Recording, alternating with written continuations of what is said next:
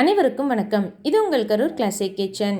இன்றைக்கி நம்ம பார்க்க போகிற ரெசிபி ரொம்ப ஈஸியான அதே சமயம் ரொம்ப டேஸ்டான வாழைக்காய் கோலா உருண்டை குக்கு வித் கோமாளி ஷோவில் ஆண்டனி தாஸ் அவர்கள் செஞ்சது. வாங்க எப்படி செய்யலாங்கிறத பார்க்கலாம்.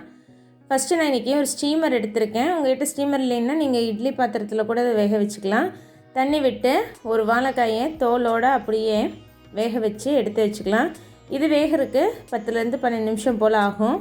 நீங்கள் வாழைக்காயை தண்ணி ஊற்றி வேக வச்சிங்கன்னா ரொம்ப கொலன்னு போயிடும். அதனால் இந்த மாதிரி ஸ்டீம் பண்ணி எடுத்துக்கோங்க. நல்லா வெந்ததுக்கப்புறமா இதை நல்லா ஆற வச்சுட்டு தோல் உரிச்சிங்கன்னா தோல் ஈஸியாக விட்டு வந்துடும். பாருங்க, இந்த மாதிரி தோல் அது கூட இருக்க நார் எல்லாமே எடுத்து க்ளீன் பண்ணி எடுத்துக்கலாம்.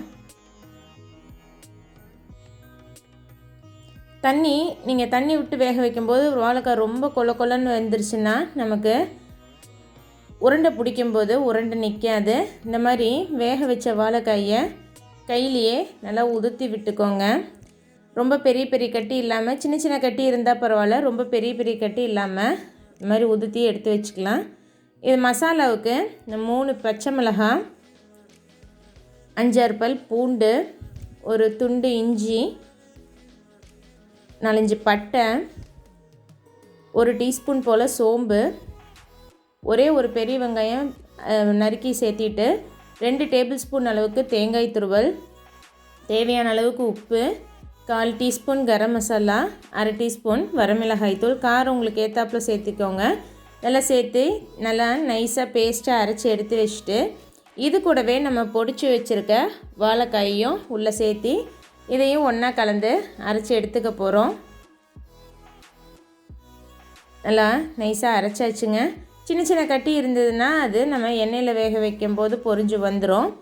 இது பைண்ட் ஆகிறதுக்காக நான் முதல்ல 2 டேபிள் ஸ்பூன் அளவுக்கு பொட்டுக்கடலை மாவு சேர்த்து பிசைகிறேன்.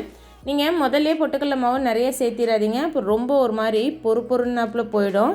இந்த பொட்டுக்கடலை மாவு ஈரப்பதமெல்லாம் உறிஞ்சி எல்லாம் ஒன்றா கலந்து வந்து மறுபடியும் பிசுன்னு இருக்க மாதிரி இருந்தால் மறுபடியும் இன்னும் 2 டேபிள் ஸ்பூன் அளவுக்கு சேர்த்திக்கோங்க.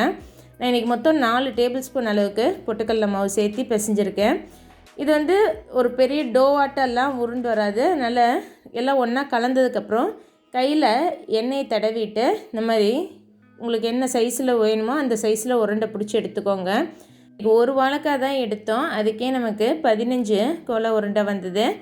எண்ணெயை நல்லா சூடு பண்ணிவிட்டு அடுப்பை மிதமான தீயில் வச்சுட்டு பொறுமையாக இதை பொரிச்சு எடுத்துக்கலாம். நம்ம நிறையா பொட்டுக்கடலை மாவு சேர்த்திட்டா என்ன ஆகும்னா எண்ணெயில் போடும்போது பொரிஞ்சு போயிடும். உடையாமல் இருக்கணும்னா கரெக்டான அளவு மாவு சேர்த்தி இந்த மாதிரி உருட்டி போடும்போது உருண்டை எதுவுமே உடையாமல் நீட்டாக இருக்கும். வெளியே நல்லா கோல்டன் ப்ரௌன் ஆகிற வரைக்கும் நம்ம வேக வச்சு எடுத்துக்கலாம். பொறுமையாக சிம்மில் வச்சு வேக வைங்க, இல்லைன்னா வெளியே சீக்கிரம் செவந்து வந்துடும், உள்ளே வந்து வெந்து வராது.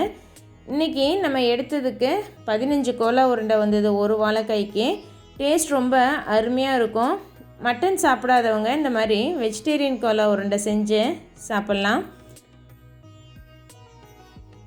சூப்பரான இந்த ரெசிபியை நீங்களும் உங்கள் வீட்டில் ட்ரை பண்ணி பார்த்துட்டு எப்படி வந்திருக்குங்கிறத மறக்காமல் எனக்கு கமெண்ட் பண்ணுங்கள். இது வரைக்கும் எங்கள் சேனலுக்கு சப்ஸ்கிரைப் பண்ணலாமல் இருந்தால் சப்ஸ்கிரைப் பண்ணிவிட்டு கூடவே பக்கத்தில் இருக்க பெல் ஐக்கான் கிளிக் பண்ணி வச்சுக்கோங்க. அப்போ தான் நான் போட்டிருக்கேன் வீடியோஸ் எல்லாம் உங்களுக்கு உடனே கிடைக்கும்.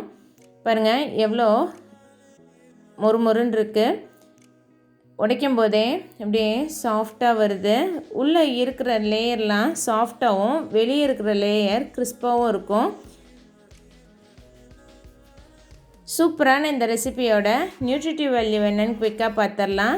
நான் இன்றைக்கி எடுத்த வாழைக்காய்க்கு 15 கோலா உருண்டை வந்ததுன்னு சொன்னேன். நான் இங்கே உங்களுக்கு ஷேர் பண்ணியிருக்கிறது 5 கோலா உருண்டைக்கான நியூட்ரிட்டிவ் வேல்யூ. 3 பேர் தாராளமாக சாப்பிட்லாங்க. ஒரு போர்ஷனுக்கு உண்டான வேல்யூஸ் தான் உங்களுக்கு ஷேர் பண்ணியிருக்கேன்.